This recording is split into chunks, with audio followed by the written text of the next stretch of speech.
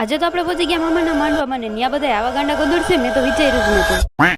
તેમાં થયો કે આજે તો સાર હું થઈ ગઈ હતી મસ્ત મજાની રેડી, પણ અમારા અંકિતાબેન ને મીરાબેન સ્કૂલેથી આવ્યા ને ત્યાં વાગોમાં થયા 11 વાગે સ્કૂલેથી આવીને પછી રેડી થયું પછી અમે નીકળી ગયા મારા મામાના ઘરે જવાનું ઠેલા ભરીને. આપણે તો પહોંચી ગયા મામાના ઘર અને પહોંચ્યા ને થોડીક વાર બધા એરે બેઠા ને ત્યાં તો તાણું થઈ ગયું જમવાનું. એટલે પછી તો મામી માનસીબેન ને બધાને હાઈ હેલો કર્યું ને પહોંચી ગયા જમવા પહોંચ્યા ને તો મસ્ત મજાની કેરીનો રસ હતો. આપણે તો 2 વાટકી કેરીનો રસ ઉપાડી લીધો અને બધા મસ્ત મજાને જમવા બેસી ગયા. અમે બધા જમીન ઉભા થયા ને પછી વરાજાનો વારો. બોલો બિચારા વરાજાને તો છેલ્લે રાખી દીધા અને અહીંયા બધા બેઠા હતા ચાંદલો લખવા. એટલે જે કોઈ પણ ચાંદલો લખાયો વગર ગયા એને તો અને પછી તો અમે પહોંચી ગયા મારા ફઈના ઘરે અને ત્યાં જઈને હું તો મસ્ત મજાની સુઈ ગઈ હતી. મમ્મી માસી ને વાંચીબેન એ બધા બેઠા બેઠા વાતું કરતા હતા અને થોડીક વાર પછી હું જાગી ગઈ. પણ અમારા ભૂમિકાબેન મીરાબેન એ બધા તો સુતા હતા. અંકિતાબેન તો ફોન જ ગુમાડતા. અમારા માનસીબેન ને થોડોક કેરીનો રસ વધી ગયો એટલે એને કઈ નીંદર આવી નહીં. અને પછી તો શું હું બેસી ગઈ ભૂમિકાબેન પાસે હેરસ્ટાઈલ કરાવવા, કારણ કે સાંજે દાંડિયા રસ હતા એટલે ખાલી આપણે થોડોક તો મેકઅપ જ બાકી રહી. પછી તો શું અમે બધા નીકળી ગયા ગોતીડો લેવા માટે. પછી તો શું કુટુંબના 5 જણા હાથ અડાડીને મારા મામી એટલે કે વરાજાના ભાભી ઉપર ચડાવી દીધો ગોતીડો અને ગોતીડો લઈને આવતા હતા.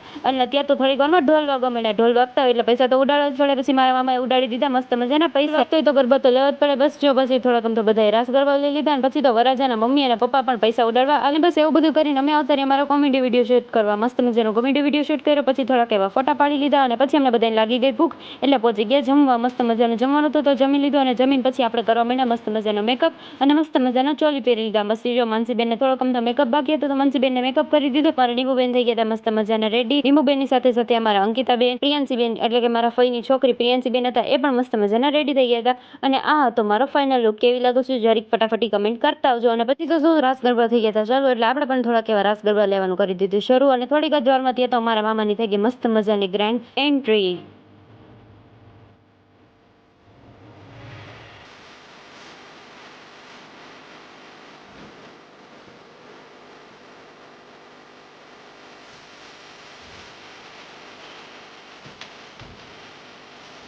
મસ્ત મજાની એન્ટ્રી થઈ ગઈ. પછી પાછા થોડીક વાર રાસ ગરબા લઈ લીધા અને પછી હાઈ થઈ મનસીબેન ની અંદર આવી ગઈ નાગીન અને સામે સપેરા તો હોય જ. અને હા મિત્રો બધાના લગ્નમાં છે ને છેલ્લે નાગીન ડાન્સ અને આવી બધી કોમેડી જોવાની બહુ એટલે બહુ વધારે જ મજા આવે. કોના ઘરે છેલ્લે લગ્નમાં છે ને આવા બધા ગાંડા ગદડ જરાક ફટાફટી કમેન્ટ કરતા આવજો. અને બસ કઈ આવા ગાંડા ગદડતા કરતા આવું મસ્ત મજાનું બધું જોતા જ આજના મિની બ્લોગને આપણે અહીંયા જેન કરી દઈએ. આઈ હોપ સો તમને મિની બ્લોગ ગમ્યો હશે. જો ગમ્યો તો લાઈક કમેન્ટ શેર સબસ્ક્રાઈબ કરવાનું ભૂલતા નહીં અને ઇન્સ્ટાગ્રામ પર જોતા તો ફોલો કરવાનું ભૂલતા નહીં. મળશે પછી એક નવા મિની બ્લોગ સાથે. ત્યારે બધાને બાય બાય.